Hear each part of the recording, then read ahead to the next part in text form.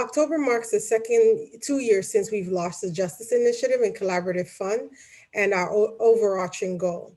Please, we wanted to make that connection today to understand that what we've been talking about for the last 2 years, how to make changes within our justice system. And women who are formerly incarcerated and system impact, and those who are transgender non-conforming have been instrumental in making changes around criminal justice. And so we wanted to have that conversation today around this particular issues.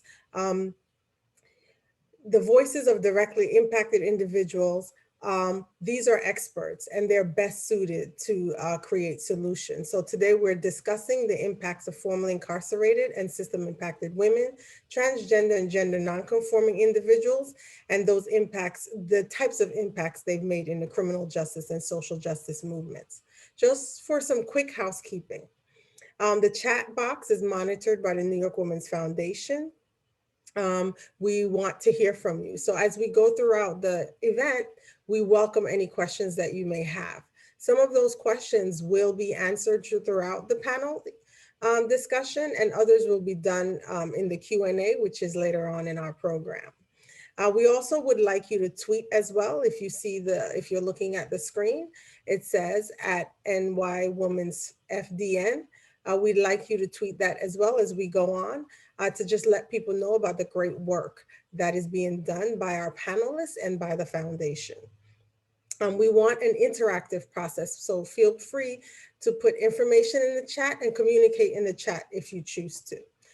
So we're going to start today with a quick poll to just really get a sense of why you logged on. So we're going to launch the poll really quickly right now, and we'll give you a few minutes to take that poll and then look at the results.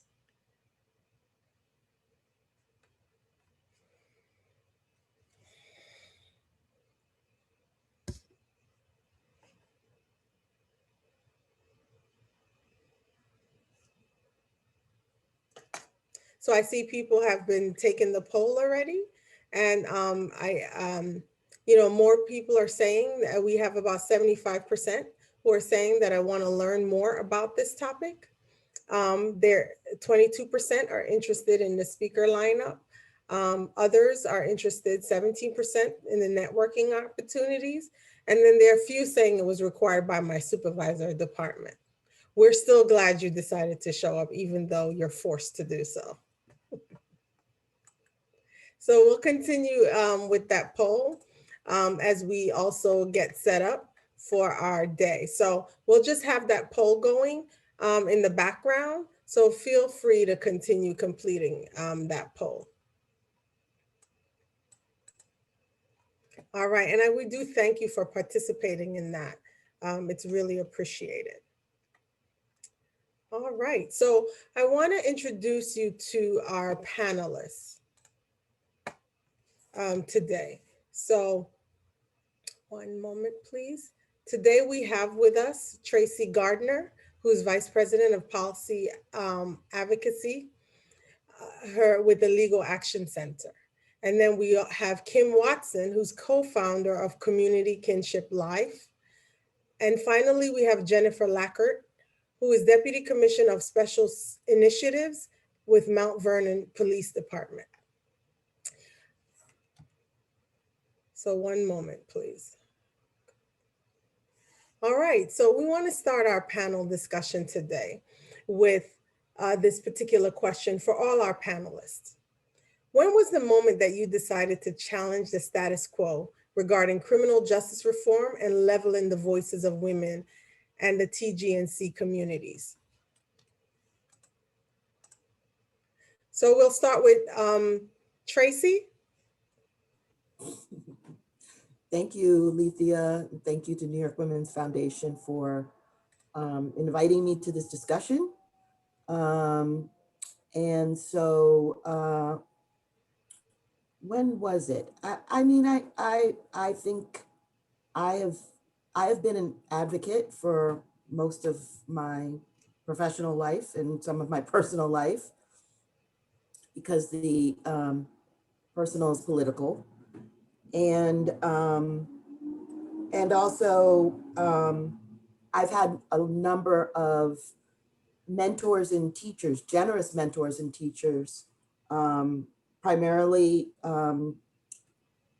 Black women and Black trans women, and have been in the family of LGBTQI since I started, not just since I started working on HIV in 1989, but my childhood friend's death from HIV, and the fact that he was sexually active with men and women, and that he was embraced and celebrated in his family, very contrary to the other experiences I was hearing about in 1985. So in many ways, that's kind of the start and the catalyst for my work. Thank you for that, Tracie. Kim, can you tell us what led you to this work? Why are you doing this work?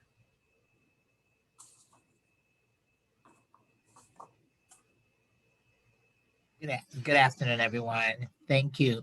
Thank you. First and foremost, I want to say thank you to New York Women's Foundation for inviting me here. This is a pleasure of mine. We have been familiar with each other for a very long time, but never this intimate. So I appreciate this and thank you. However, what has led me to this work is that I came from the Caribbean 35 years ago, and within 30 days, I was homeless. So being homeless, I have done a lot of survival, sex, back-to-back incarceration. I've been a drug addict. I've been clean for the last 22 years now. And, I'm an author and a two-time author for not only the Modern Day Foundation that speaks about my journey coming from the Caribbean and dealing with discrimination and stigma, but also did an intervention for Black and Brown women who are dealing with a lot of disparities where trauma is concerned. So I think that what brought me into this work, I really came to America to be a FIT, to be a fashion individual and do makeup and stuff like that. Unfortunately, which is bittersweet, to land into the healthcare system. And I've been in the healthcare system for the last 30 years, arriving with from the AIDS Institute as well as Department of Health, and dealing with the epidemiology, trying to map out the courses of what trans men and trans women demographics are all about. So that's what really brought me to this work, from the HIV and health education. Thank you. Thank you so much. We appreciate that. Jen? Yes, thank you, Alethea and New York Women's Foundation for having me today. And so I feel like I'm with Tracie in terms of trying to think of like that exact moment. But I think my advocacy, I just remember being a child, a young child, and my mother working in Bronx Supreme Court on 161st Street. And so, my after school activities was hanging out in the courthouse and running behind in chambers and going from courtroom to courtroom.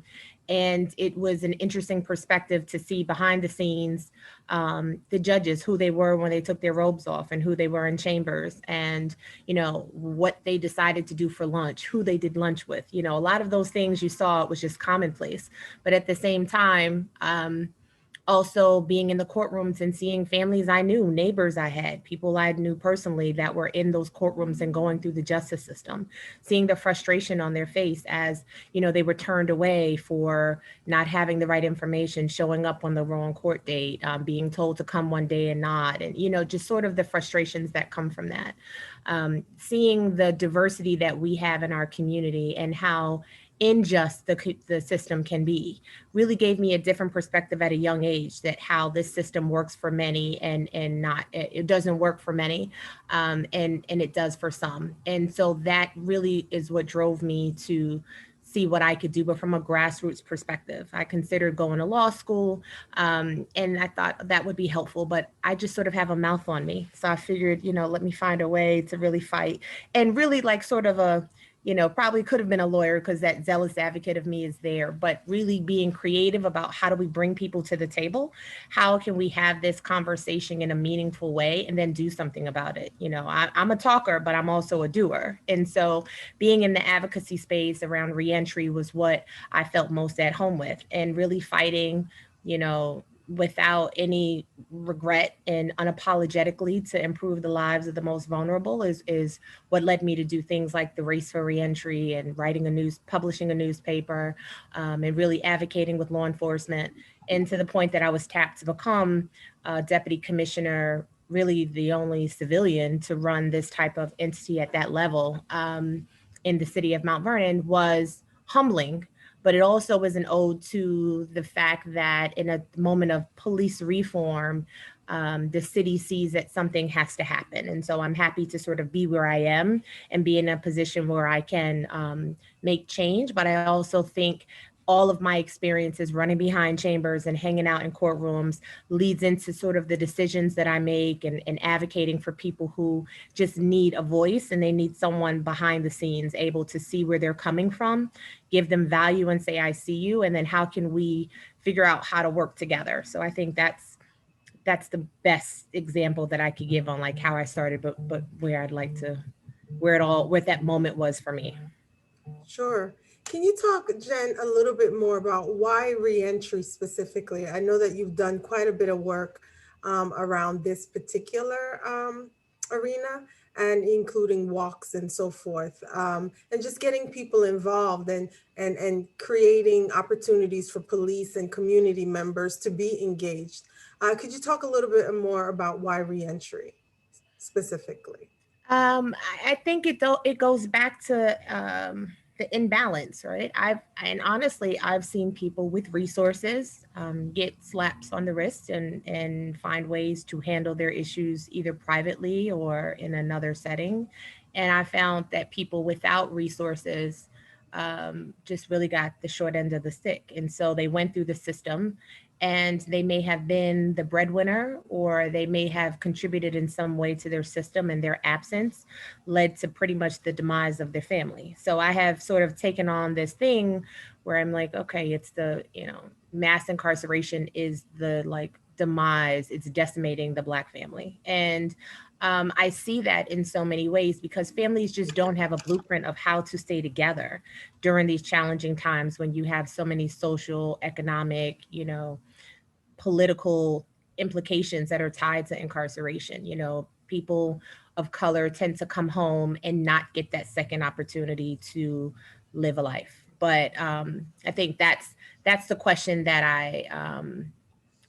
that's sort of where I am, is they don't get that second chance, where unfortunately other communities that have more resources are able to come home and they never even talk about that. And that part of me that wants to fight for the underserved, it's like, well, why are they not able to have their voice? And why are they not able to have those opportunities? And so that was sort of me just taking on something that I felt passionate about and then creating my own lane to get that message across. Yep. I mean, it's part of the reason why I have had the pleasure of connecting with Jennifer in terms of her work and expertise and background. And the focus on reentry in particular, it does, as she says, speak to so much about the consequences of this country's, gluttony around mass incarceration. And so, first of all, our attitude as a country is never on prevention, right? So there's a whole piece of work that, how do we keep people out in the first place? But, I think in the time of reckoning that we're in, keep even your best efforts to keep people out has no chance against the kind of powerful structures of racism and white supremacy that basically demanded that Black and brown bodies be in these carceral situations in the first place. And then the second is, this idea of reentry, which, Jen and I have talked about. Reentry is analogous to discharge planning in the health system, right? And so in the health system, discharge planning comes along with resources and people are engaged before they leave the hospital, that there are supports set up so that they can transition smoothly from the acute setting into a supportive rehabilitative setting if need be, and certainly that acknowledges that there's this acute kind of engagement. It needs to be facilitated, right? But with reentry, we don't see the need to invest similarly, and so we have and also that, you know, the acknowledgement that most people who come into the correction system go home. That's certainly the case for New York, and so reentry is critical both for the individual leaving, but it's also for the community. And we've done a lot of work at Legal Action Center and through No Health, No Justice on really driving home the inextricable link between correctional health and community health. And these are the same communities that have been over-policed, criminalized, and have suffered decades, if not centuries, of policies that have made the community less healthy, and that people going into carceral situations from these communities are not well, and then they don't get better while they're inside.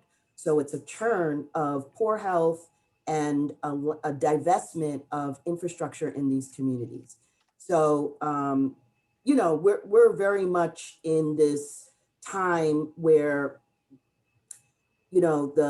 I don't believe as an advocate that there's never a shortage of money. I know for a fact there isn't, but we do have and have made priority decisions that have led us to where we are now. Absolutely. And so, yeah, that's a big issue, I guess I would say, in terms of reentry, that it's a point of breakdown when it's not done well, right? And so, and we've seen a lot of it not done well, whether we're talking about the high risk of overdose for people leaving the correctional setting, if they've had a opioid use disorder going in, the fact that because of Medicaid and other laws, you can't in-reach to the correctional facility in order to help people transition before they set foot out of the correctional setting. So much has been, so much is broken, and so much has been set up to set people up to fail. And that is the work that I think is before us, is not just reforming these systems, but dismantling them and replacing them with things that work. And Tracie, I want to bring a comment. So, you and I have talked about this. I had a Medicaid agency in another state. And when I came up with my vision of what I saw, and I said, I would love to have a Health and Human Service Medicaid agency that serves people who are formerly incarcerated, that their barrier is that they've had a criminal history at some point or another, not that they're currently involved in the system, because we saw that criminal history as a barrier, just like we would see a diagnosis of mental illness or substance abuse, right? Because those are challenges as you're trying to reacclimate or re-enter the community. And it was very challenging for the state to wrap their minds around that being sort of one of our third dimensions. Like, so the criminal justice piece is another perspective. And it was sort of like, well, yeah, right. So when you think of like Axis 5 on the DSM-4 that sort of out in the new world doesn't exist. That's what I'm saying, DSM-4. That was the world that we lived in. And so we realized that there were those justice factors that could essentially, no matter how clean you got someone, how much on a mental health road to recovery, if you could not deal with the criminal justice issues, right? And the fact that there was lack of access to employment, livable wages, housing, steady and safe housing, that you could then see a relapse in those other areas. And it was hard to get the state to see that. It wasn't until we became one of the only agencies that were nationally accredited in the criminal justice piece for behavioral health. And we worked really hard and had exceptional outcomes in getting people off of the street, dealing with the barriers and saying, we understand the criminal justice system is its own system and we have to navigate them through the criminal criminal justice system. We also understand the mental health system is a totally separate system, and we have to navigate them along that. It was me as a administrator, the founder of that nonprofit, that said, I'm making a commitment, but if it wasn't me willing to move funding around so that my staff could go into the prisons for free, right? So I'm paying my staff to go in, I'm not getting reimbursed for that. But I saw the benefit of doing that. And when you looked at the numbers, it really was a very small commitment and investment in what we were doing going in. But it's that the states don't see that as something that they would reimburse, but we were able to really circumvent a lot of issues by going in first, seeing what the challenges are, working with, communities that are very vulnerable, that people assume you just throw them in with everyone else and it's fine. And back then, 10, 15 years ago, when we said we wanted to work with the LGBTQ population, when we wanted to work with the HIV population that were also in correctional facilities, that were, coming back into the communities, it was as if we were speaking with multiple heads. So I think it's about getting the state and government entities to really understand what it takes. There's a huge investment. It's not much, but allowing us to do certain things, changing our policy to some extent would help us being able to help on the reentry of people coming back in. So I just wanted to comment, it's possible. It just, for me, it took me willing to make that investment on my own, but the state could help with certain things like that. I think the willingness to sacrifice. Kim, I saw that you were nodding your head and agreeing. Would you like to add to that conversation, especially the men and women that and non-conforming individuals that you've been working with as well? I'm sorry for that whole thing, but this is a touch screen, so no worries at all. I hear Tracie and Jennifer speak, and it's such it's like such a connection to a lot of things, not only from my livelihood experience, but it's also from the work that I continue to do and I got myself into, that sometimes it can be so draining, and to know that you are out here as a Black woman fighting to demolish all of these disparities that's happening to your people, but you only have a limited you're only limit to a level that you can do but so much. And we continue to try to push and push and push to make sure that folks that are reentry, incarceration, substance abuse, all these disparities, we want them to be so good, right? We want them to be better. We want them to come back as productive members of society. However, you can only take a horse to the water, but you can't make the horse drink. And when Jennifer talked about funding, it is so sad that individuals with the federal and state government, that they would not give you funding for a specific thing, but then you watch the news or you read the newspaper and you see $1 million went to something that is like, you're like, what? What happened to over here? And you did your blood, sweat, and tears overwriting a proposal and a grant and telling them, I have all of these deliverables. They watch and see you doing all of this work, but would not give you even 1% of that $1 million so that you could get that work done. And, mind you, in the Black community, it could be dog eat dog, right? Because you know that some individuals out there are getting all of this money and they see you working so hard, and unfortunately, they would not even give you the strength to actually,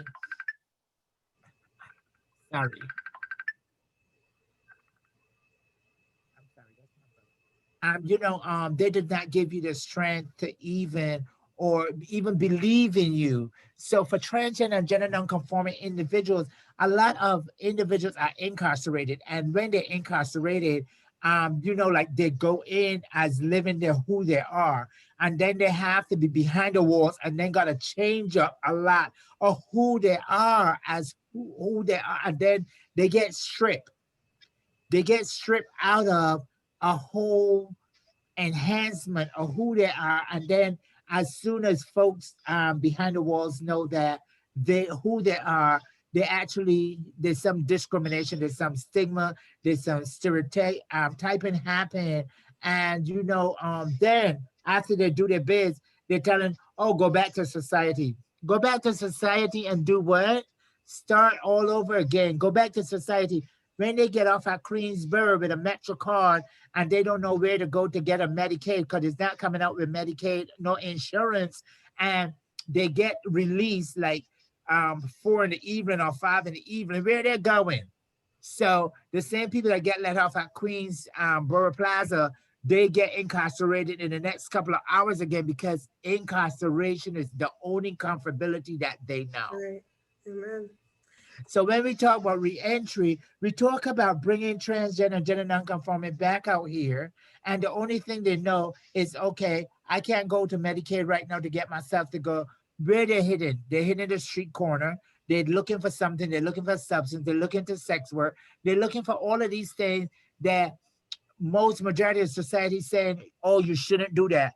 But how can you deal with a survival tip of not doing that? And can you survive with not, so it really hit home, and it's really hard to know that we have individuals out there struggling, although we ourselves are struggling in some way, because we have privilege for ourselves. Right. However, we are struggling in some sort of content, mind you.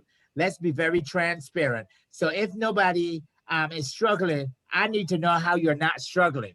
I need not to struggle, right? But we are struggling in some sort of content, and we are out here doing this work, and we are not getting the support that we really, really, really want. Hopefully, Absolutely. administration change. We're hopeful. This is why, we have this panelist, because of the passion that you can hear around these particular issue. And it's not just about the formerly incarcerated woman. It's about the transgender individual. It's about the non-conforming individual that sometimes this population, many times, have been overlooked.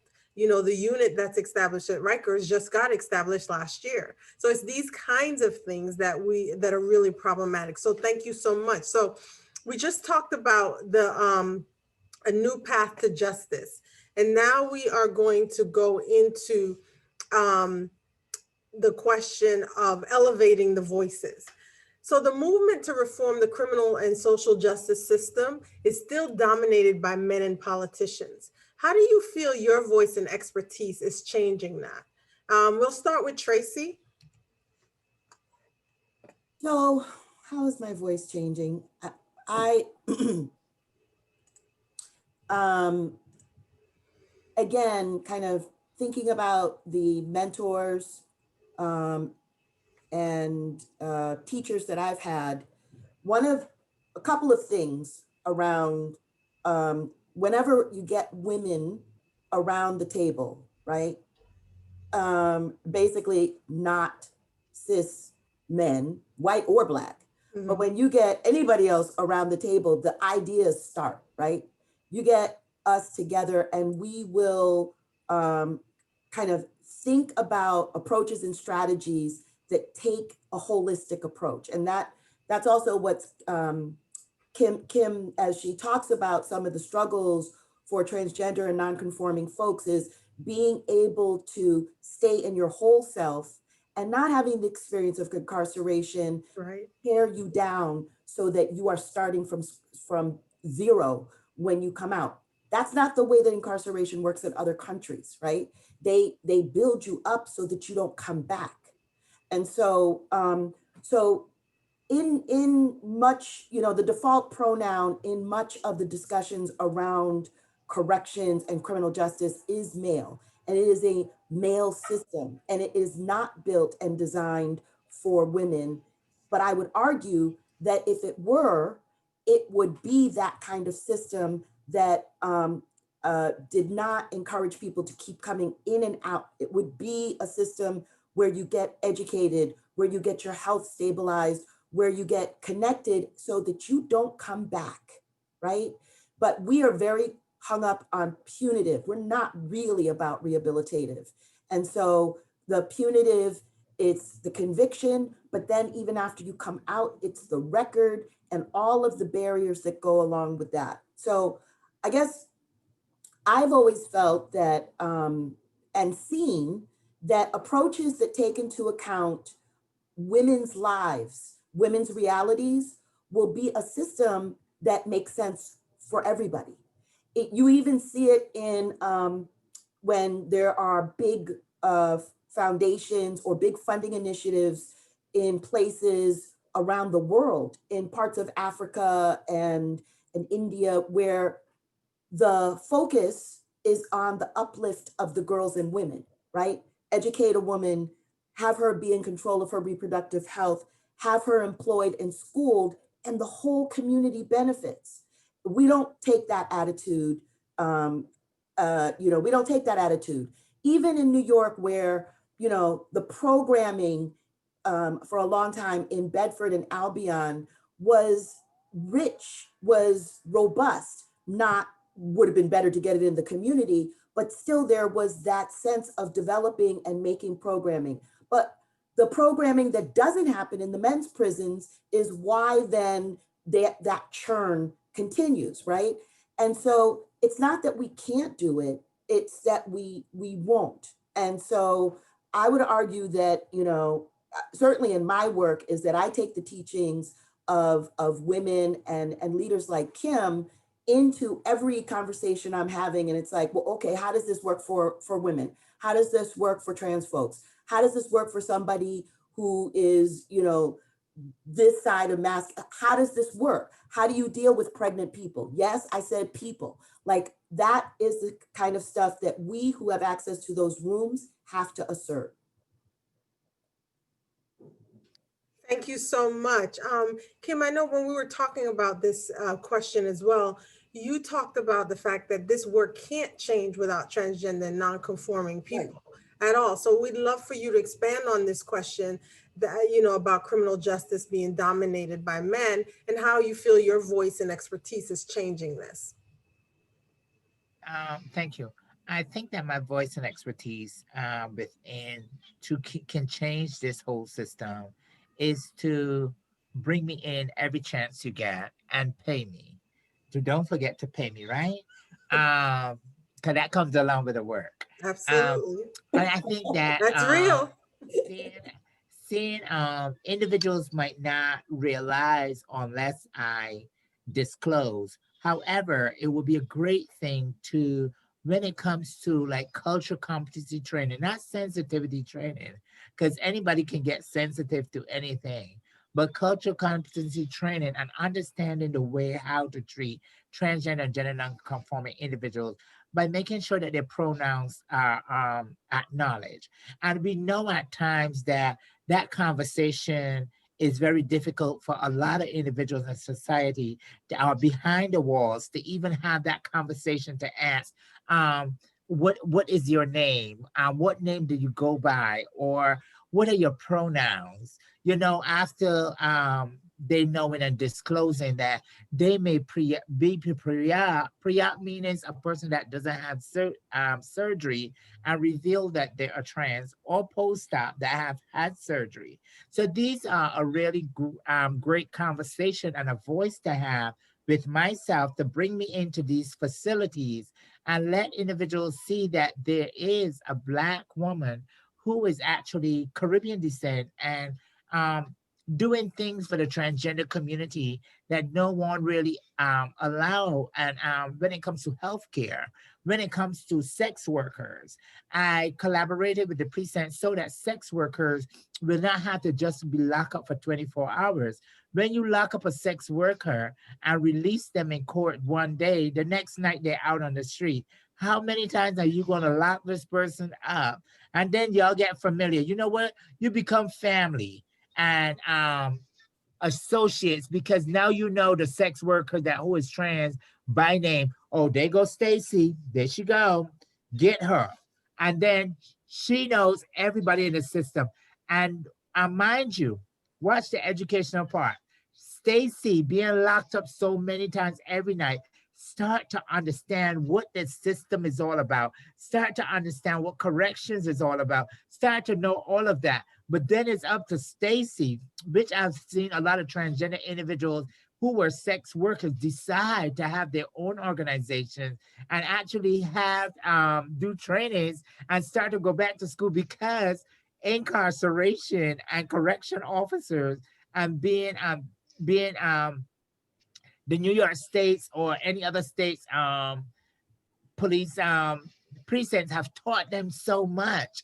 So it's from an education. If you really look deep in it, you would know that a lot of individuals say, okay, I was a former sex worker. Okay, I've been incarceration. I've been all that. But everybody rock bottom is their own. And I feel like individuals will understand that, like when they first opened Rikers Island with the transgender community, with the local squad, I went in there and I was very disappointed because it was lockup within lockup. They weren't in the 23 hours lockup, but they were actually locked down for 23 hours. They weren't allowed to do any kind of programming, law library, or anything of that nature. Meals will come in-house to them. Then they had a little room that had a round table with a television that if they want to go, they could sit and talk. But mind you, what Rikers Island Correction Facility did not do is understand the fact of the safety net. Because if 5 girls just got locked up and these girls don't get allowed, or these guys don't get allowed, guess what? They're fighting. They're going to fight in this small quad, and then they're going to go into the Bing, which is lock up for really the real 23 hours. So what kind of protection, what kind of things that you're putting, resources and programs that have been put in place to make sure that these individuals, if you know that they don't get along, because you just arrest 5 girls for fighting on the corner in the streets on the stroll. You put the same 5 girls in the quad. They ain't scared. They're gonna still fight. I've been in there and they're like fighting, and I'm looking at them like, is this really for real? So I give them a conversation. I give them a talk. Some of them have come out. They reach out to me, and some of them, one of them had really went to Silver Rivera Law Project and started, being an activist and stuff like that. And that's a beautiful thing. However, there's a lot of individuals that don't know how to be an activist. There's a lot of individuals don't know how to make their voice heard. A lot of individuals don't know how to be visible because they were told they can't, they wouldn't, and they couldn't, and they would never be anything better than a sex worker, or then use the derogatory term fag, or whatever the case may be, that's just what they only are.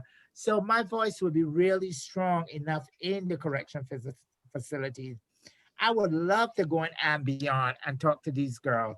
Because, in between these girls, there's some post-op women, which Right. a lot of individuals don't know. You know how many post-op individuals are locked away in corrections that no one know that they are transgender. And you know why they don't? Because they're afraid. They're afraid they get raped. They're afraid that they get beat up. They're afraid of the harassment. They're afraid of that. So if you had all these surgeries, why would you go into behind the wall and tell somebody, oh, I'm trans, I had this surgery? No, Right. people are not feeling that. You understand what I'm saying? So my voice will be heard, whether it's on the women his cis heteronormative side or the transgender gender non-conforming. I think that we as people need to just be as Black and brown people and actually talk to our people and let our people know this is it.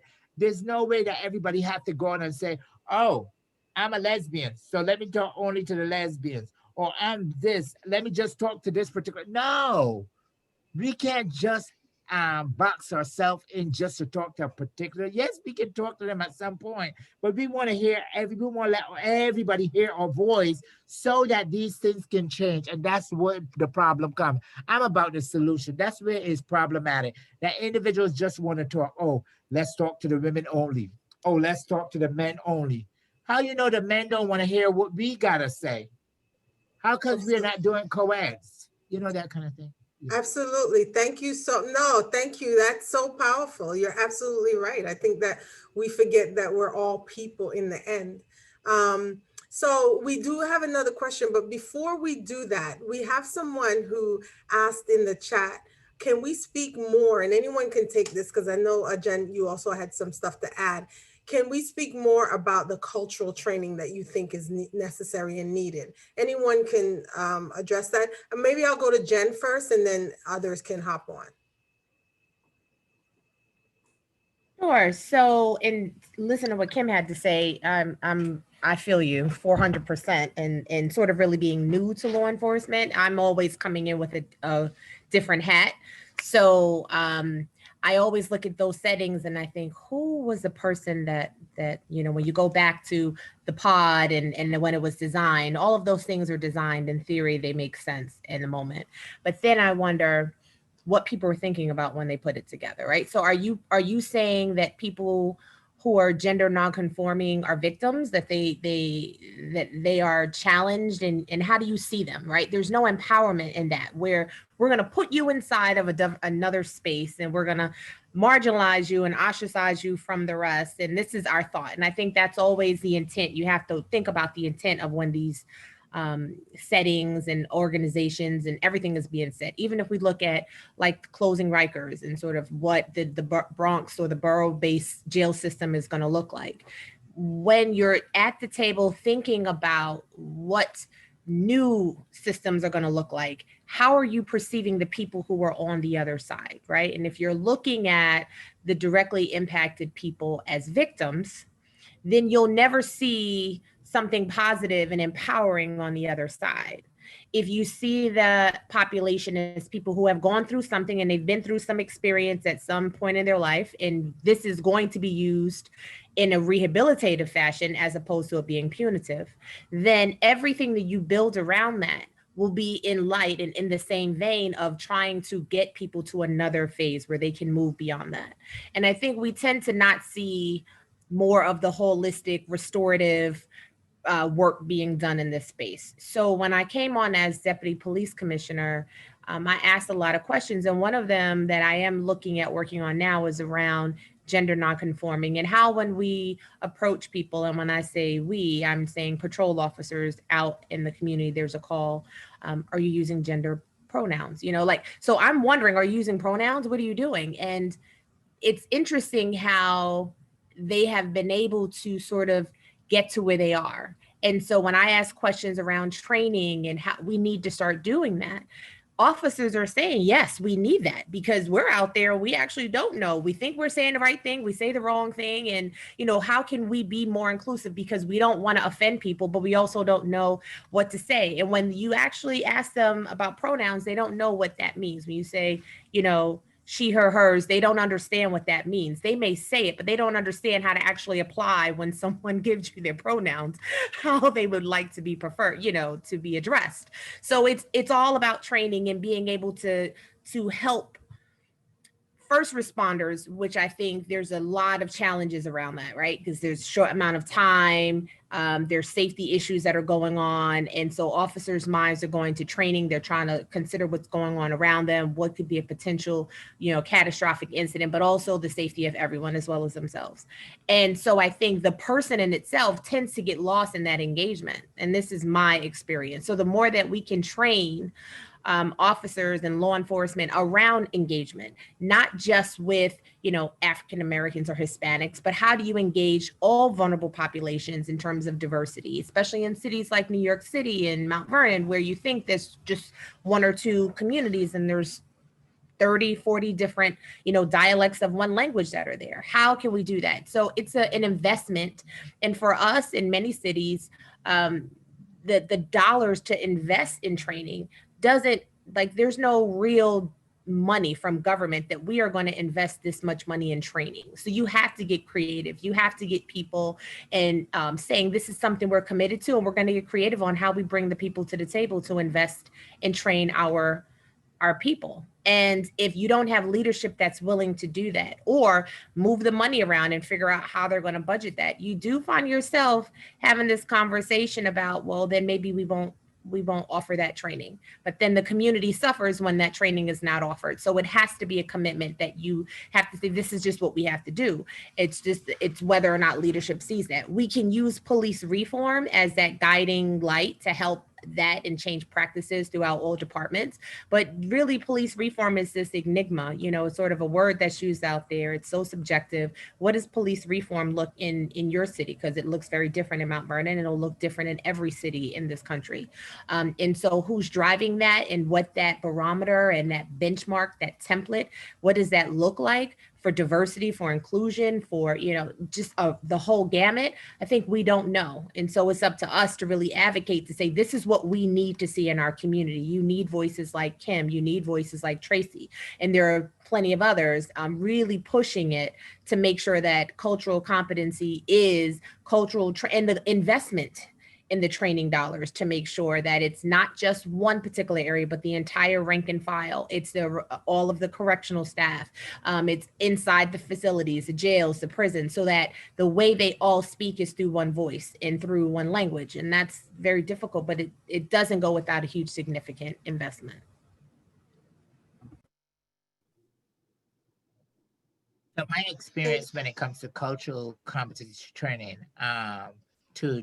to the question is, I don't do like a 100 training. And my experience have been that I can go to a precinct and do a training, but when I go to the precinct and do a training, and every department is not there to accept this training, because we know that the precinct is divided into departments.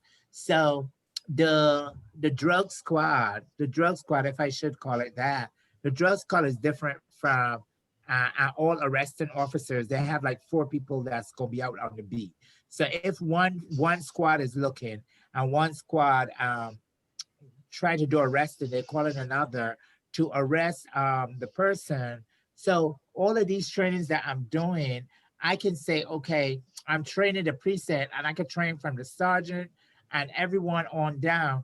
However, how is the triple effect happening? Because I can do that training one day, and then the next day, the whole staff in the precinct turn over. So are they bringing me back? No, they're not bringing me back, because funding's become an issue that, oh, you can't bring somebody in every minute the staff roll over. However, the other staff that had the training is not doing the domino effect of making sure that individuals know that there was a training done, and this is what's happening about that cultural competency training. So my thing is to really try to find a way to do, if I should say, needs assessment. So a needs assessment should be done in corrections or the police department, so that the needs assessment will be saying, this is what we need, or start doing some focus groups with the transgender and gender non-conforming, to hear the demographic, to hear what they need, see what they need around how we can actually correlate, and how we can communicate with each other from civilian to authorities, so that individuals will be on the same page. Not that you want to get treated special or anything of that nature, but hear all voices. I know that other people, other departments, or other entities have been with the departments to speak out. And a lot of individuals in the transgender and gender non-conforming community have done a lot of training with the different departments, the different academies, you know, all this kind of stuff. But still, every year, or what time frame it is, staff is rolled over. So how, you know, like I was saying, like, I have a lot of friends. I have friends that are part of the police academy who are trans and gender non-conforming, right? But no one really knows. And then there are a couple of them, because they're part of the community department. That's how folks know, okay, or the LGBT department for the police force. That's how people know that, okay, that person's a lesbian, that person's gay, or that person's trans. However, they have other individuals that are working at the desk or on the beat, and no one knows that they are trans. And the reason why they don't know, they're not revealing they're trans, again, it comes from their own security, their own protection of themselves from their own colleagues within the police department and corrections. Right. You know, so a lot of cultural competency, that would look like. And I think that can happen more so as quick as possible, and continue. Is a continuum. It's something to continue, and not just have it once or twice. It's something to continue. Yeah. Absolutely. I think one of the things that some of you know that I'm a doctoral lecturer at Hunter College. And so one of the things, I teach a cultural course. And one of the things that we teach our students is that we can't teach cultural competency. We have to teach cultural humility. And what that means is that you have to continue learning about culture all the time. And the person that sits in front of you is not the same person that might sit in front of you 2 years from now or 3 years from now. Or if Tracie, me, and Kim, we all don't, we may look alike in the sense of our skin color, but we don't have the same needs. And so that person, you have to look at them around their worldview. And so those are the kinds of diversity things that's needed. So looking at the question about, should we train the trainers? We can train from here until tomorrow is what we're saying. You're saying, Ken. But if you don't continue the training or utilize people that have longevity in organizations that can bring the message across, or also understanding who your executives are and do they need coaching? Do they have the multicultural humility? Do they know their bias? I recommend that executive directors get racial injustice trainings around transgender, non-conforming, and so forth. Just education and understanding and coaching around it so that they can guide their organization. So thank you so much for putting that question to us. We're gonna actually talk more about some of these things, a rich conversation as we go to the next question that talks about how does New York City's social justice system reproduce the status quo of gender bias? And I believe, Jen, you said that you were going to speak to that. Yes. So, I think we talked a lot about that in pieces in the conversation leading up to this. So Kim mentioned how there were people who were sitting in police departments and in corrections, and they have already conformed, they're post-op, and how they're sitting in those spaces, but people don't know. And I think that's the conversation that it actually reinforces what we don't want, right? But we need to figure out how can we be more inclusive and create the space for people to have the conversations. If you look back at mental health has a stigma. People suffer from it every day. They don't talk about what's going on, but it's something that's very real in their life. And so because we have not found a way to have those conversations and make it so that those conversations are, that it's palatable and that people see where they fit into the conversation, I think that we're in the same space with gender bias. And the fact that people are in our workspace, they're working right alongside of us, but they have not found their space. They have not found that voice to share where they are. I think it's a missed opportunity for us. The question is, how do we do that in a safe and inclusive way is what we need. Additional voices at the table, training, understanding, humility, all of that needs to be front and center, but there has to be a commitment that this is what we're going to do, and the intentionality that we need the right people at the table approaching this from different angles so that we can make the relationship and the experience better. It hurts me, and to know that there are people that cannot and they feel uncomfortable. In a jail setting, that's very real. What Kim said is a very real scenario that no one is going to say, especially if they're post-op, what their situation is, because they're concerned for their own safety. The question is, even from a managerial and administrative standpoint, now you're forcing administrators or jailers to make decisions on how they can protect the safety of someone, and they themselves don't really understand the situation. If they can't even get a pronoun right.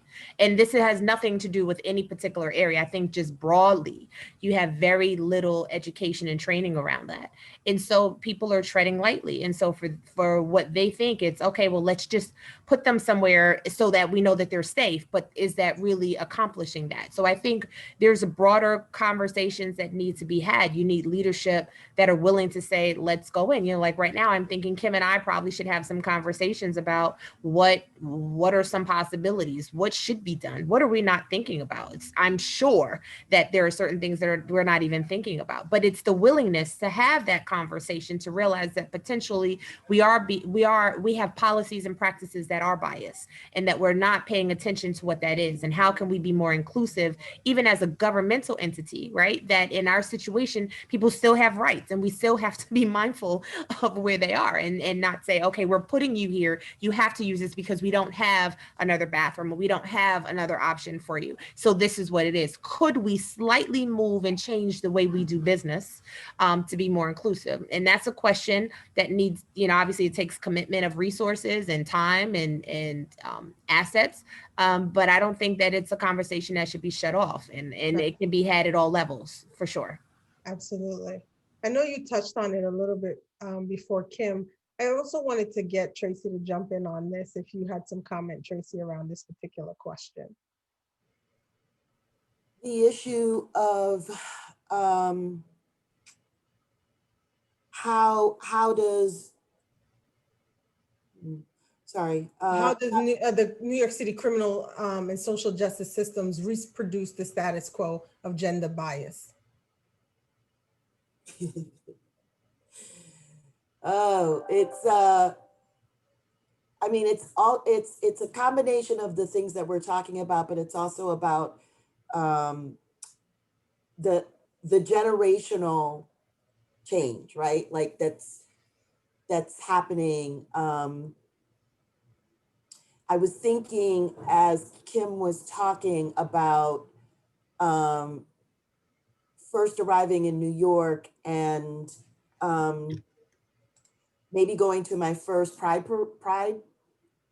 parade, and then it was a regular activity with the organizations that I was working with, and seeing the change in the demeanor and in the how law enforcement was present, how they showed up, right? Sometimes it was it moved from being kind of menacing and kind of killjoy to being more part of the festivities, if you will, or at least not openly hostile, all the way to seeing, seeing gay police officers, right? Like, or seeing a contingent from the Gay Police Officers Association being involved. And so, that kind of change doesn't happen instantly, doesn't happen by mandate. And but it will happen over time because the community demands it, and the community is persistent in demanding it. And so even to what Jen was talking about before, where they're often, if the resources aren't there to do the kind of training that changes hearts and minds, then it's going to be falling on deaf ears. And certainly leadership buy-in is absolutely critical, right? And not just like, go ahead, you can go do it, but they have to be meaningfully, visibly involved in the change that they want to be part of. So, so in that sense, that has to go hand in hand with a responsiveness to the community. So we've got a lot that's going on in New York, whether through the Lippman Commission, whether through the whole discussion about closing Rikers, whether, there is, it's hard to get your arms around it, around the whole thing. There's so many moving parts of it. But I think that there is a steady growth and emergence of groups, mostly led by or informed by, grounded in the experiences of people with lived experience in the systems. That is, I think, what is critical to changing the systems that we're talking about, right? And I'll just say this, like, the discussion about defunding the police, for example, and just the other day I heard about, and part of that hashtag defund the police is ultimately going to be hashtag defund corrections, right?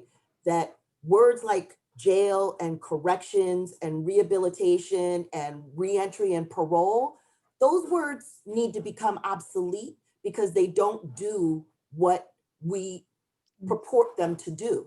And so we have to develop new language to be and see what we want. We don't want a new jail in the community per se, so to speak, but we do want a multi-service center. We do want a place where people can have visits with their loved ones. We do want the space for education and health.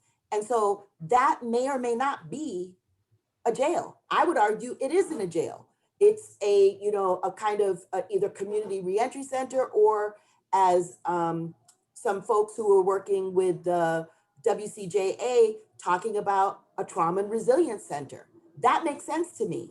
And that is, you know, that is speaking to the need for people who become involved in the justice system to be involved in ways that keep them from being involved in the justice system. Not just them as the individual, but also the impact it has on the family unit and on the community itself. So, you know, I think, you know, the short answer to this question really is not so much how is it reproduced, how's the gender bias reproduced, but that how do we support the ways to push it back? And that definitely has to be an investment in organizing and leadership of people with lived experience. Agreed. I don't think there's any more to say on that one. You're absolutely right. We have to center the voices of people who've lived those experiences. There's no other way to do it. So we want to go to our next question. And again, we're encouraging individuals that are listening in to please provide us with questions that you may have. Also, if you have resources that may be useful to people that are all on the panel or are useful to our attendees, we welcome that as well. So please put them in the chat. So our next question, we're going to start with Jen. How does the and we're moving to a another area of focus, shifting the paradigm, because we definitely, I think that what you've said about those individuals that live the experience is a way that we've been shifting the paradigm. And so how do we make true investments in practices, policies, and beliefs to create a real impact in order to end the criminal justice system? What's happening now, there's such an intensity around criminal justice reform. There's intensity about racial injustices, but we know that these things dissipate. So how do we create policies and practices that make sure that and ensure that they stay when all of this dies down? And so we'll start with Jen. So that's such a loaded question that I've been trying to figure out how to, you know, compact that, because I can be long-winded. But so one of the first things, and I created 3 councils when I came on because the community needed to move things along, especially in police reform. And police reform falls under, that's an agenda that I'm pushing in Mount Vernon. And so one of the councils that I created is the CCRB, the Civilian Complaint Review Board. And so they are looking to create one. And in that conversation last night, we had an advisory council meeting. And I said, you know, we're looking at this CCRB to be the panacea for everything, right? We want to figure out how to create a system that addresses everything. And I said, the CCRB is a very small piece of the police reform umbrella, right? There is this appetite right now for police reform. And we all have in New York State a deadline of April of 2021 where we have to have a plan put together and submitted to the governor that speaks to what we are going to do to change those policies and practices and guidelines around police engagement in the community.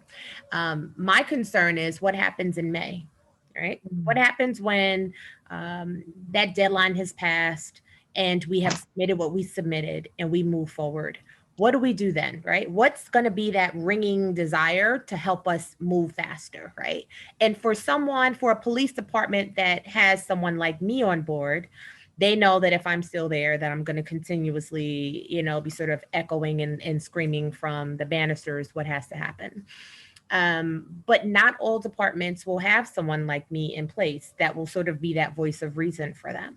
And so I have been saying, and I said to the advisory council, while this is a very small piece, let's use this time and the energy and the excitement to really talk about the bigger issues. The reason why we have issues like CCRB complaints and we get frustrated is because the policies that department manuals have around policing are just institutionally biased. So when things look very obvious to us that it may have been a challenge or it was excessive use of force, when you track back, and we've had instances like this, I've actually gone back and I'm like, show me in the manual. I want to see what that is. I want to see how that's allowable. And it breaks my heart when I can actually see within the manual that activity was allowed. That's how officers are trained, that's, it's a practice that is acceptable.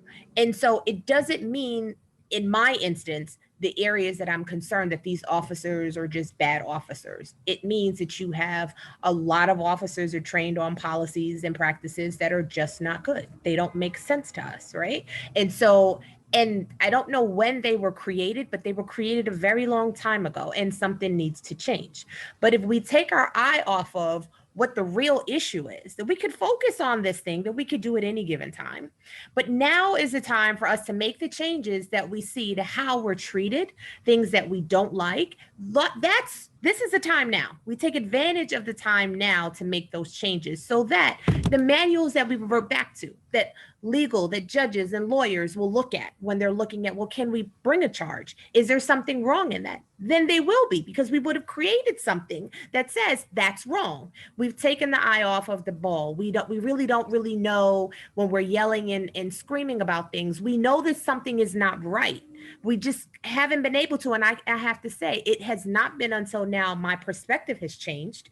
And now I'm actually seeing the way things are designed that I think, okay, yes, that was wrong. We know that, but it's not these other things that people think it is. It may be a few bad apples for sure, but I think it's ingrained in who they are, right? And when you want to create a system or a change, then you have things like unions and other, obstructors that are actually able to stop that. And when we're looking at the policies, those are the things that we need to change, right? And we need to be very strong and aggressive in doing that, and being that zealous advocate and not willing to change and keeping our eye on, and it will change. So in corrections, it looks different as well for their care and custody.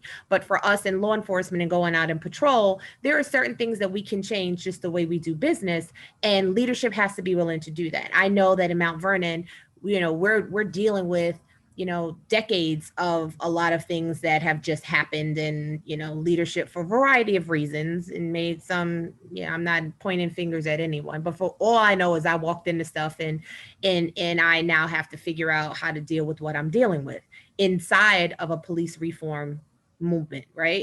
It's a huge movement. And so people need to feel validated, and I need to be able to hear their concerns. So I've created these councils so that I can hear that.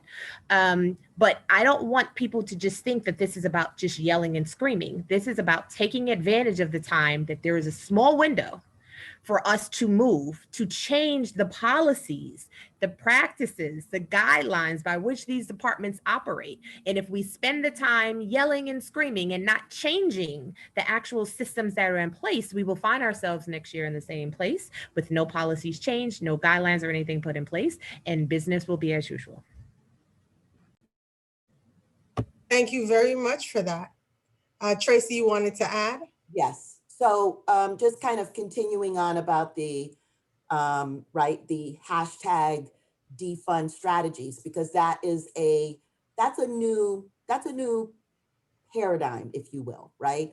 But it doesn't do justice to what advocates and activists are really wanting to happen, which is not take law enforcement away. It's about the priorities. It's about the fact that policies are built on top, uh, policies are layered, and that they, in many cases, we're talking about, just like Jen said, decades, if not more, of bad policies that have kind of completely become part of the fabric and of the relationship between this public entity, law enforcement, and the communities, right? The notion of public safety needs to be reclaimed by communities. Public safety is not solely brought about by law enforcement and mechanisms of law enforcement.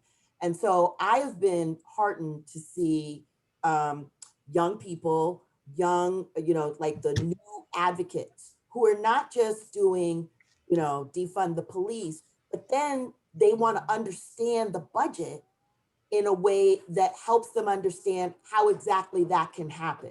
And it isn't about moving all of the money away from law enforcement, from the police department into community, into the community settings, or giving it out willy-nilly.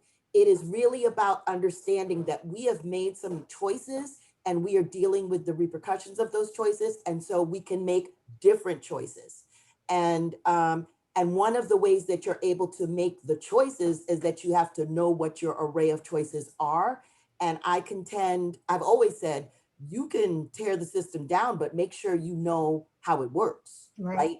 You don't have to replace it, but understand how a system works and don't replicate what hurt us in the first place, right? So that is, that's kind of where my bread and butter is. It's like policy work is about, on some level, sometimes it's reform and tinkering, and sometimes it's wholesale change. Right. Sometimes it is dismantling through the law. And so it has to be multi-year. If you come into the work wanting to get something done quickly, go sit down, go to McDonald's, go work at McDonald's, because that's the only fast delivery, right, that happens. And so, even the discussion about like what happened with bail reform, how many years the discussion of changing the bail system happened before bail reform happened?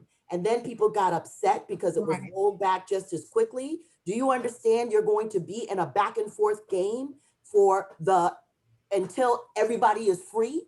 Shoot for that.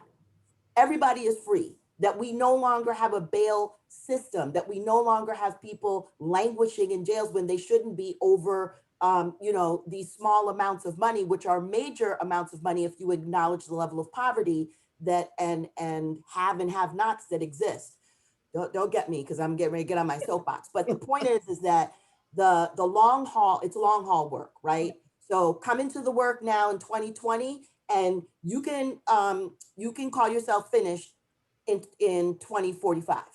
That's when you can call yourself finished. And if nothing, you are creating the platform upon which the advocates and the change makers after you will be able to step on, because you sure didn't come in not stepping on somebody's shoulder or getting lifted up by the work that happened before you. And then I would say, because I would be remiss in not saying this, as a very good, solid philanthropy entity puts this together, but advocacy is fundamental. Policy advocacy is fundamental.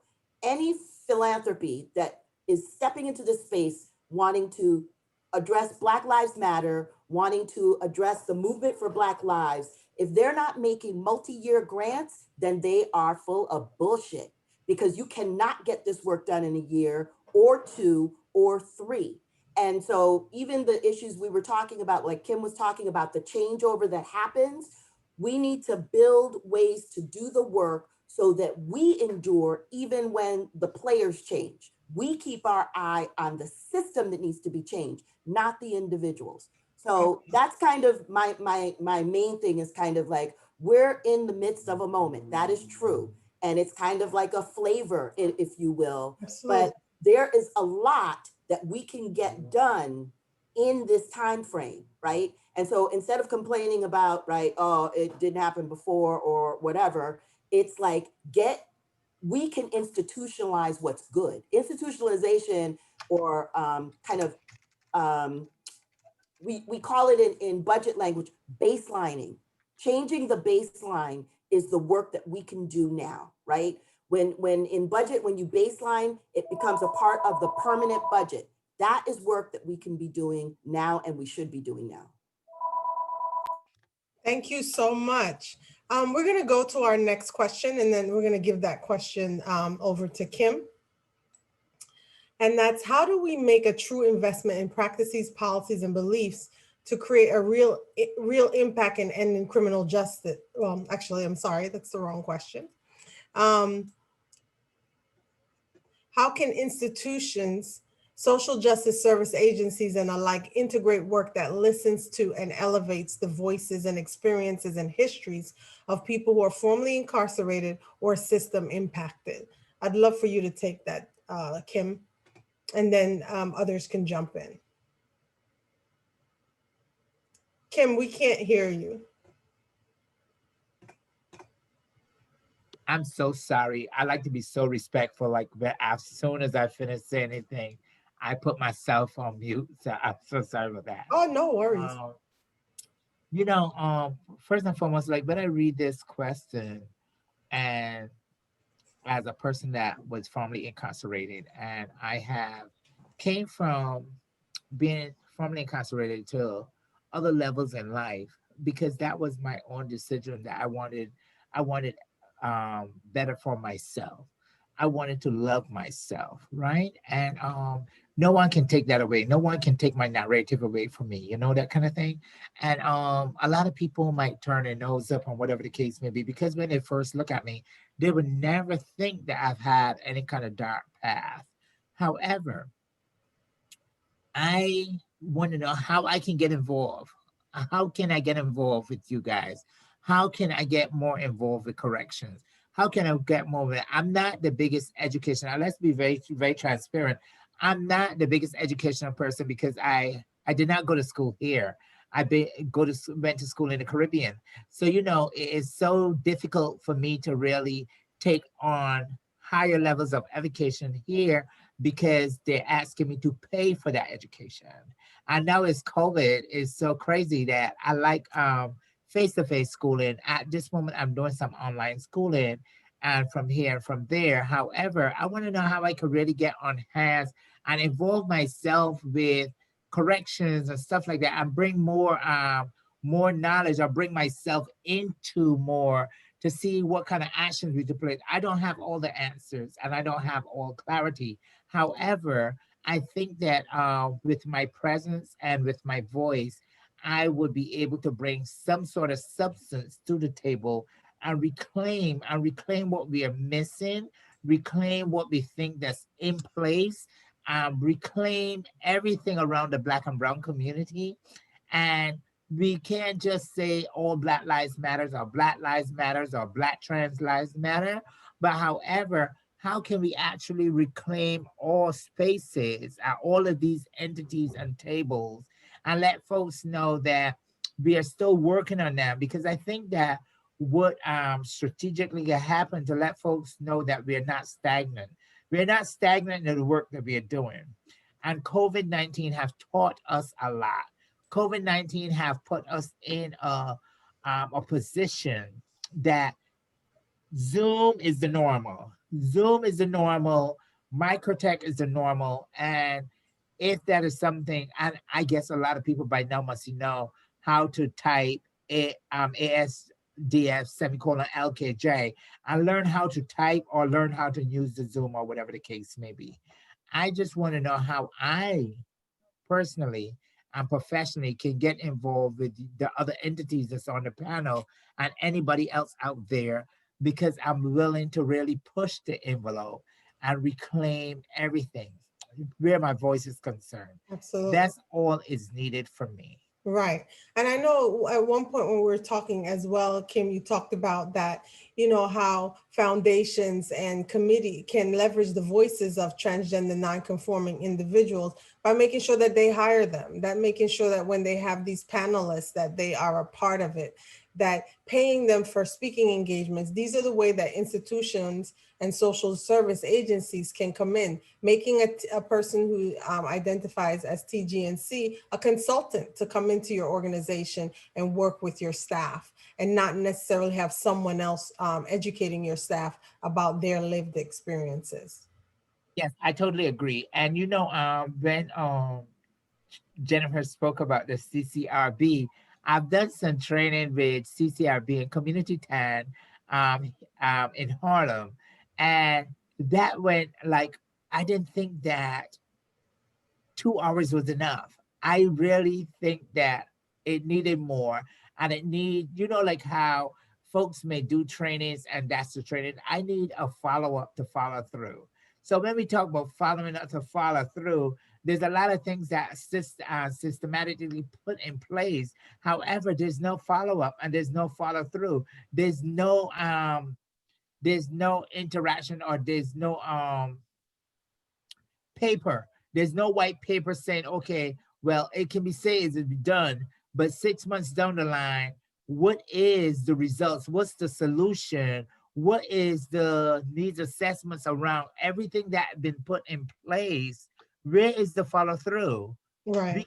Action speaks louder than words. We can talk till the cows come home. However, and we can do trainings, we can do all of that, but where is the follow up to follow through? Absolutely. Thank you. Tracy or Jen? To this question about, this is so much, in many ways, like we actually do know how to do this, or certainly I've always seen it done and taken it for granted growing up professionally in HIV, that the people who are, closest to the problem are closest to the solution, and that people with lived experience, their time and their expertise should be compensated. That's not even a discussion. And certainly because it's not just about the expertise, it's also about the emotional labor. And I can speak to that just in terms of, I mean, I've been talking about the same stuff about systemic racism and white supremacy for, for as long as I've been understanding that HIV casts a lens on broken systems. And how did the systems get broken? Well, they weren't designed to work in the first place because they were supposed to be for us. So they're not even broken. They were never, they're working as they are intended to. So the idea that people, I mean, advocates led by people with lived experience were the ones to get into laws like Ryan White, that you must convene a council or an advisory group of people who know what's going on, and that their voices need to be a part of the programming, of the funding allocation, or you don't get the money. If you don't document that it's happened in a meaningful way, you don't get the money. And that's, kind of money is the language of these institutions and systems. The other thing I want to point out, especially because, and I love giving shout outs to people on here, like Jayette Lansbury has joined us, and she is a ferocious mom, advocate, trainer with a child who is in the system. And why I point her out in particular is when we're doing advocacy work and lobbying and educating policymakers, they want to hear from Jayette. They don't want to hear from me. They think I'm a big mouth or a paid advocate or even a yucky lobbyist, but they will always want to hear from Jayette, right? Because she represents an active, engaged constituent who will also easily organize other people, right? And so that is also how we have to build in. How do we support and ensure that the Jayettes of the world can continue to be in a place where they are, talking about the problems with broken systems, talking about it from a personal experience and personal expertise, and then being part of what the remedy is. And then finally, I would just say, and this is a shout out to Andrea Williams, who has always talked about the meaningful way that you do community engagement and that you create system change is to arm people affected by these systems with the tools to analyze the system, dismantle it, reform it, but be involved in it so that they're not having it happen to them, but have agency in changing these systems. And so I put in the chat that we were able to get some city council funds to start a work group looking at the ATI and reentry services for the LGBTQI community and for individuals involved in the justice system at all levels, all intercepts. And so, you know, the reception to it has been wonderful. And one of the main reasons why is because there had not been a way to network, to bring together criminal justice agencies working with this population and LGBTQI social or service providers working in the justice system. How do you bring in and do that cross-pollination of expertise? And so Kim is one of the early, you know, founders of this work and has really, you know, I urge people to go to the site that's on, that I put in on Legal Action Center website, where we have the kind of chronicle the beginnings of this, from needs assessment, as Kim mentioned, all the way to convening people to be in one place, hearing about information that impacts the queer community and hearing about opportunities to get involved. And right now we're doing a citywide survey to get a landscape view of what the array of services are or where the gaps are. And that survey has been developed and crafted working with Take Root Justice, but by people with the experience in the system in a participatory action research way that we hope will then yield information that arms people to fix these systems and to make, because certainly even the beginnings of the programming in Rikers came in response to some very powerful advocacy. And that they would be wise to keep Kim's expertise and other folks right close, right, on a retainer, if you will, so that they can make it be responsive to what they're trying to do. So I would encourage people to check out the reentry working group. It's really been so wonderful. Andrea has been the center around so much activity that's taking place. We're impacting the Connections book. We're working with the library system. We're doing some work with technical assistance. I'm blanking on the name that James Holmes is connected to. She's gonna punch me in the head later. But just to say that it does actually work, and that it really is the only way to, it's the only way to change what's happening. We have to be supportive of change agents, and we have to be those change agents ourselves. Absolutely. Thank you so much for that. We're going to go to the question and answer segment now. I think we may have accidentally lost Jen, so I'm sure she'll come back. Sorry, okay. So we have a question from Sojourner. How do we navigate that formerly incarcerated people and other system impacted people are not homogeneous group, are not a homogeneous group? They may have different visions and different opinions for what we need to do to win liberation. How do we avoid infighting that distracts us from addressing white supremacy and state violence? So the first question is, how do we navigate that, you know, all of us, whether we're impacted or not, have different visions and different opinions? How do we work together for our one primary goal of liberation is her question. I'm gonna say, and again, there's there are so many challenges, right? One is kind of recognizing a common enemy. These days, it's been kind of easy to recognize what threatens the values that we all have in common. And there is no monolithic group, but to the extent that there is a regular exchange, and I'm a fan of, I guess, the proverbial or symbolic table where people are coming in and they're educating one another. And that is the only way you're gonna find, or one of the important ways to find common ground, while also embracing diversity, embracing the kind of differences that we have, but being able to identify the ways that we can get on the same page. One of the things I know I wanted to flag too is an organization that I admire greatly, CPR, which works on police reform.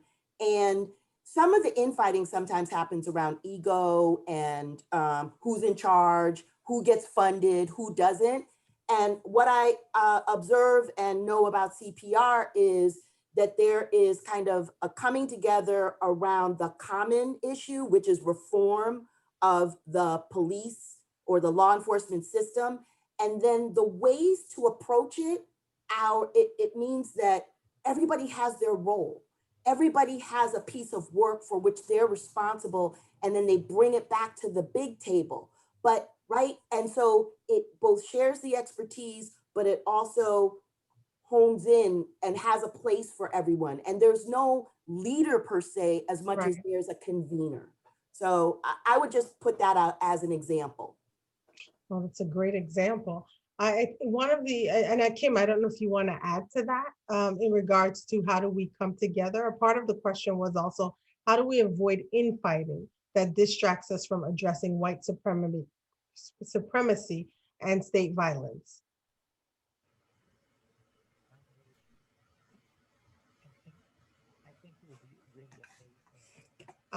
We can hardly hear you, Kim.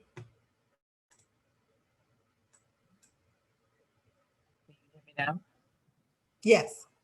Okay, great. So I think it would be really amazing to, when we go into fighting different entities of this nature, we have to go in as our normal self. No racism, no colorism, no isms or no phobias. If you go in to fight these entities, you have to be really set yourself up and put yourself in a way that you don't see black or white. You don't see racism. You're just there to fight a fight that on an equal and a balanced level so that we can have the outcomes and solutions that we go in to look for, hopefully. So that's just short in my instance, that I will go in as a neutral person. Come as your neutral self. Come unbiased and make sure that you're here to fight a fight and not to look at colorism or racism or any kind of isms or phobias at all. That's just my answer. I know Jennifer is back with us. She had lost some power. Jennifer, can you hear us? We're working on getting you back up. I think your video should be working now.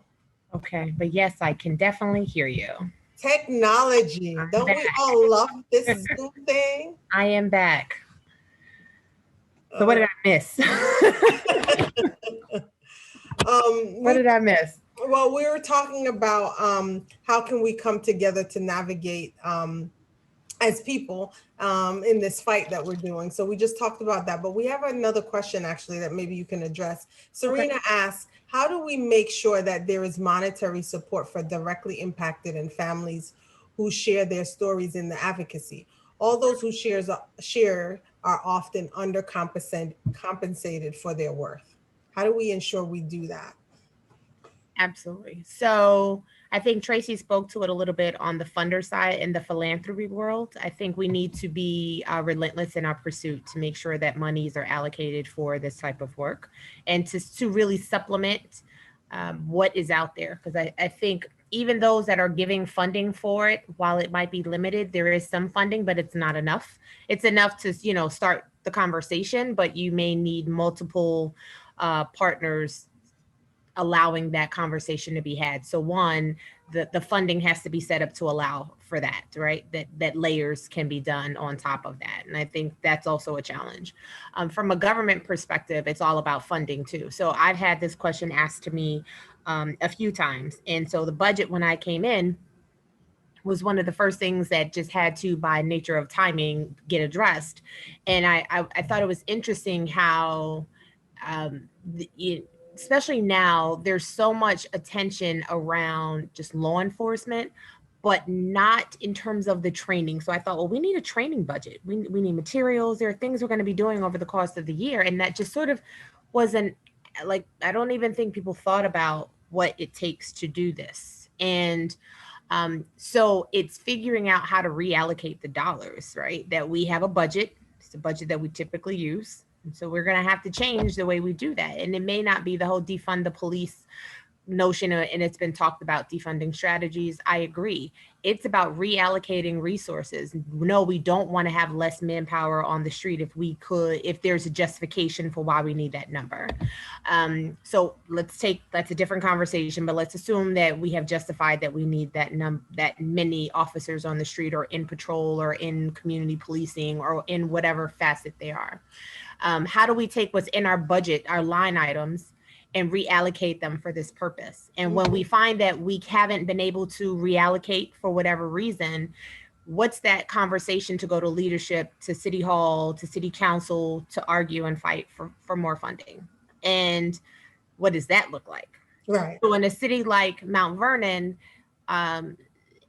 it may not be as challenging as it is in a city like New York City.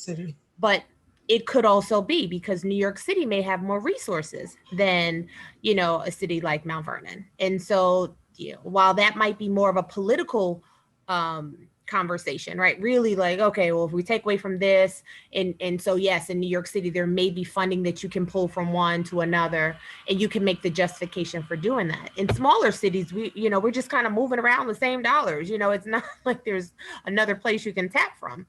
So having those real conversations really depends on your leadership. I say this all the time. I would probably not be in the role that I'm in if I did not have a commissioner who really he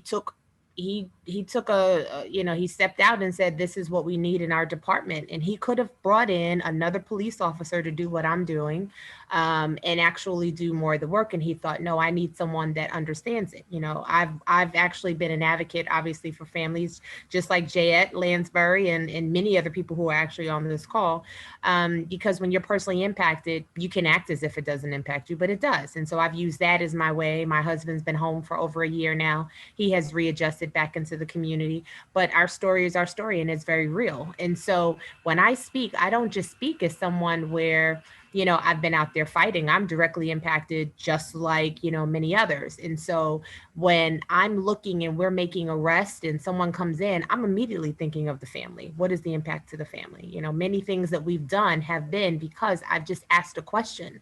What are we doing to support the family? How can we, help guide them through this process? And you see that it's not for me. And again, I'm speaking from a perspective.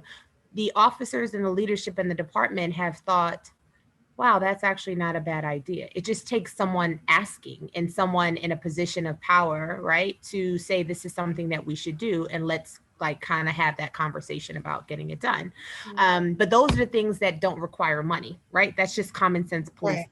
That's what I say. It's common sense policing. Coming in, there's been complaints of, oh, well, people don't make complaints because you have to have identification. And I came in, I said, so why is that? Why does someone have to give ID in order to file a complaint? That should not be the case. And so my chief and I and the commissioner, we were in a meeting, and I actually brought it up. The chief went in, made an order. Guess what? No more identification is needed to file a complaint. It's simple. It does not require a march. It does not require a protest. It does, these are things that are simple because I'm listening. Because remember, last year I was on the other side fighting for this. So I know exactly what those issues are that are locally. And so the more that I know what the issues are, the more it's just a conversation. But those are, again, there's no change of money. When there is an issue where it's money, that's when it's the big fight, right? Because now you're taking away from something to make that happen. And so, yes, I have had some very difficult conversations about what we need in the city and what does that look like and how do we allocate those resources. And there are some places where we can move things around internally just within our budget as a department. Then there are other things that we do not have the funding for, that our predecessors hadn't had the foreshadow to say, okay, this is something that we need to budget for. So now we're stuck with that budget for whatever reason, and we have to figure out how to make do with what we have. We know now that there are certain things within a police reform era that will not work, that we don't have the funding for. So we need to be able to go to our city officials and say, guess what? This is what needs to happen. We need to have an open dialogue with our county officials and say, guess what? This is what needs to happen. For us, that is a conversation that's moving forward. But again, it's advocacy. And as I created those councils, and I said to many of them, I had a behavioral health advisory council yesterday morning from 10 to 12. I had a reentry advisory council from 1 to 2:30, and I had a CCRB advisory council from 4:30 to 6 yesterday. And I was counseled out, right? But the point is that you have the people on the council to educate you, right? There's no way, I don't care how long my husband was in federal prison, there's no way that I could pretend to know what the experience is like being formerly incarcerated, right? And coming back into the community. So I need people who were directly impacted, who have had that walk, had that experience, to advise not only me, but the commissioner, so that we're in the chief, for us to hear, okay, this is an issue, right? Directly from the people. Another council we have is a youth advisory council, because we're listening to 13 and 17-year-olds. What's your experience? What is your experience with police? And what do you want to tell us about how you're being treated in the community? We cannot pretend that we're doing these things without the voice of those that are directly impacted doing this work. And so I then give them the baton back and say, so not only are you on the council, but now you're going to use that voice that you have to put pressure on me. You're going to put pressure on City Hall. You're going to put pressure on the council. And this is how you do that. Because I'm not just trying to say, just tell me everything so that I know, but it's about empowering people to see that it's beyond that, and that this one suggestion, solution, idea that you have can literally be used and escalated all the way up to actual change and commitment of dollars. Thank you so much for that. I think, overall, thank you for that. I definitely will come into you, Kim, as well. I think that thank you so much for that question, Sarita, because one of the things that I know that we've been doing at the New York Women's Foundation is ensuring that when we center the voices of people who are formerly incarcerated with lived experiences, that they are paid. And so those are the kinds of things that a lot of foundations and organizations have started doing, but also encouraging individuals to make sure that they're advocating for those things themselves when they get into the room, when they're asked to do varied things. Also, when you see positions that are opening up, whether it's in criminal justice, whether it's in the mayor's office or whatever, invite people who are formerly incarcerated, lived experience, transgender, non-conforming, to be the ones that apply for those positions. And if you have some and some power, utilize that to push to get people into these spaces. So, thank you so much for that particular question. I wanted to ask a last question. What would you tell a woman or transgender non-conforming person that wants to do this advocacy journey?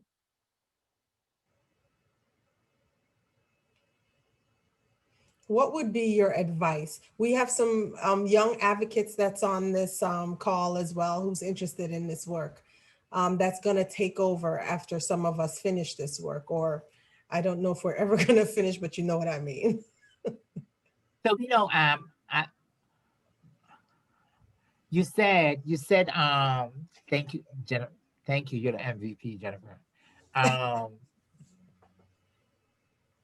We talk about applying for positions, right?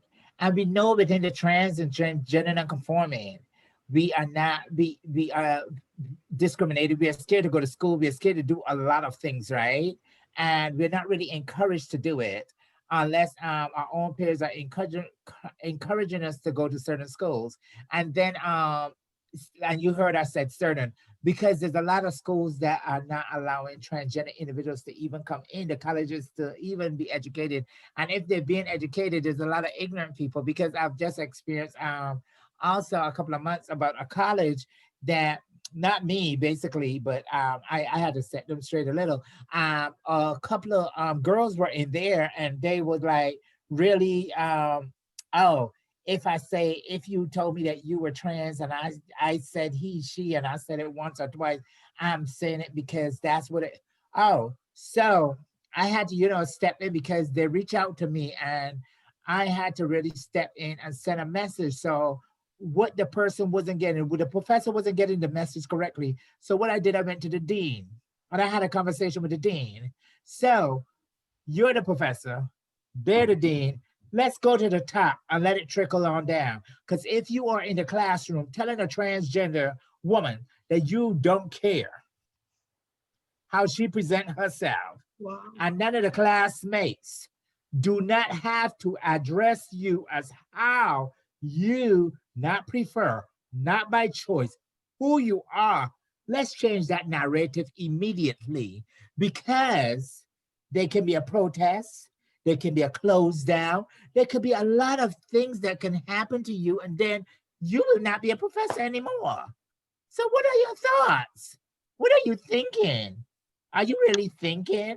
So we're talking about having positions, and we're talking about individuals, transgender, gender conforming individuals who doesn't even have a GED, who doesn't have a high school diploma, but have the knowledge of advocacy. They know how to advocate. They know how to be visible. They know how to stand up to that podium and make your heart shake. They know how to organize. Amen. So basically, how can we apply for these positions? How can we really get involved into corrections and all these other entities that would love to involve us? Where is your educational program that's saying, okay, you know what?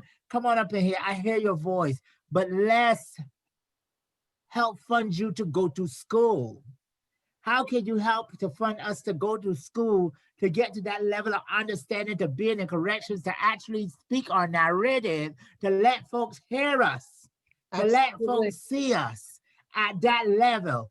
Where are your educational programs? You've already went to school, you've already got all your degrees, and you've already got this. How can you get me in Right. as an immigrant?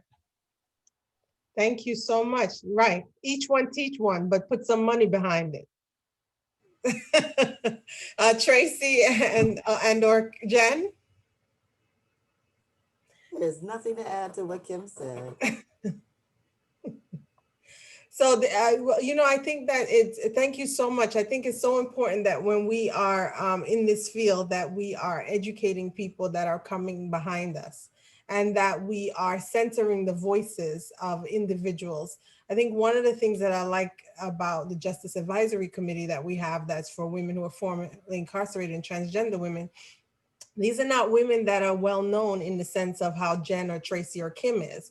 They're women who are sometimes in middle management or newer in the field. They might have been released a year or two ago, and they're really being used in the sense of their voices are being heard around particular issues. And I think those are the kinds of things, when you hear of opportunities like this, I do encourage people that's on the call to reach out to some of those individuals and center them.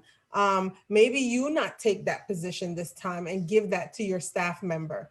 Have them go out and be an advocate for the organization and teach them how to be an advocate. They may not do it right the first time, or, you're educating them in a way to do it. So, those are the kinds of things that, that I would tell women that are doing advocacy around this particular journey. Because when women come to me, that's what I do. People ask me to speak. I say, oh no, maybe you should try talking to this person. Her lived experience is what you need. It's not my voice. Right. And those are the kinds of things that we need to do. Tracie, you were going to say something? Just that I also, I agitate for honorarium and for payment for these kinds of events. And if there is someone who's transgender or non-conforming, I mean, I have split the honorarium, right? If they don't have the sense to do it, then I embarrass them by saying, this is what you're gonna do with the money that you've allocated me, right? Because that's the other thing, is that if for the people who receive it, if we don't start saying, this is something you should do regularly, and this is something you should do every time you engage somebody who brings their lived experience to the forum, to a presentation, to whatever, because there's people out there who have less to say, making coin and getting all kinds of accommodations that they don't even blink an eye at giving, right? And part of it has to do with they minding their business, minding our business about what we do with the money, right? That comes up a lot in the space around like harm reduction and substance use disorder. You want to pay somebody with lived experience living from their addiction and recovery. You don't want to give them money. That's none of your business. That's none of your business. So those are the kinds of things. There are definitely ways to and I think things are changing. Wonderful. I know Jen has been having some issues with internet. Oh, great, because of where she is with the weather that we're having outside. I looked out the window just now. I didn't realize it was raining so badly. So thank you all so much for coming on. We're going to move it now. We're going to close out and move over to Gisela, who is going to close us out. Thank you so much again for your thoughts today. Yeah, thank you so much. I'm Gisela Marroquin at the New York Women's Foundation.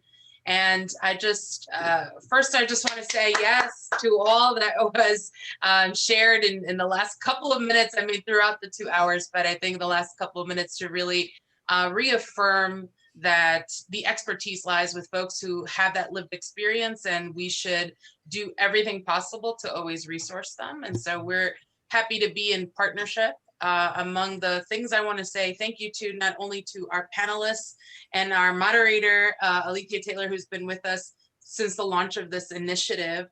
I also want to say thank you to folks who joined us, who are on the ground every day doing this work, and really the voices we continue to need in this space. And to our grantee partners, you know, we're so thrilled always to be in partnership with folks who just from that lived experience really bring all the change that we're seeing. And to Tracie's point from before, it takes a long time, and every single day there are people out there doing this work, advocating, lifting those voices every day to make it happen. So we're truly grateful to have been able to put this together, to celebrate us being in this space with an overarching goal. That's a huge thing, but we know we can do it. And our goal being to help dismantle mass incarceration, its effects on women and families and TGNC individuals in our society. So please continue to stay in touch with us. We'll share you know, the recording of today's event in case someone missed it or couldn't stay for the whole thing, because I think it's so important to continue this conversation, and some of the resources that were shared. If you have any other questions that you want to pose to the panelists or to us at the foundation, please reach us at cjinitiative@nywf.org. And again, thank you so much. And you know, we'll stay in the fight. It's going to be a tough next week, but I think, you know, having this conversation, holding this space is a huge win already. And so thank you all for joining us today. Thank you. Thank you so much. Thank you very much. Thank you for having us. Everyone. Thank you. Have a great day, everyone. All right. Healthy. Bye.